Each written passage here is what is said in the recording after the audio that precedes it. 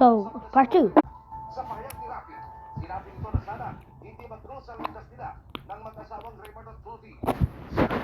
Ganun yung halo sa pahayag pero sinabi itong baka pati raw si Claudine tamaan sa kanya. Sinabi pa ni Carwin na hindi pa raw sila It's green or black. Look. Why is it rainbow? Next stop.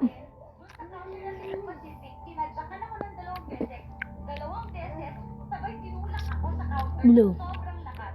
Tapos dito sa likod ko, meron akong pa-mark, meron akong red mark sa likod ko. Tapos ito, ayan, namamaga pa.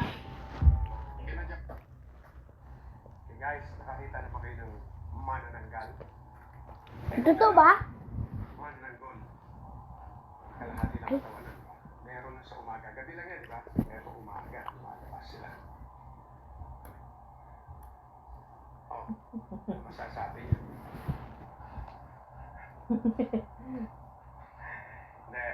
Yan, siya ang number 3 na pinakamagaling na electrician sa buong mundo. Tinanong ko siya eh. Sabi ko, ikaw bang pinakamagaling number 1 sa buong mundo? Sabi niya, hindi naman po. So, number 2 ka lang. Sabi niya, hindi naman, number 3 lang po. Tried it. Sa milyong mga electrician na magagaling sa buong mundo, number 2 siya. Sa totoo lang, hindi naman magaling siya. Nalaman niya yung problema. I'm playing with food. Pinapaayos ko na yung isang electrician, hindi kinaya, hindi ko.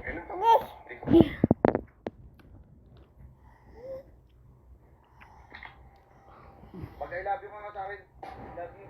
I love you too. Kiss. Kiss mo. Kiss daw.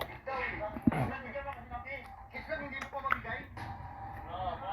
Pagbababa ako ng motor, halikan mo na ako. Hindi mo mabigay. Kiss lang eh. O paano na dyan?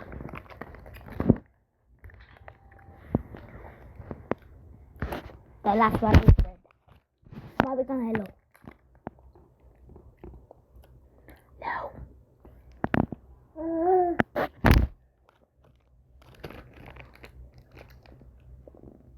Aka na.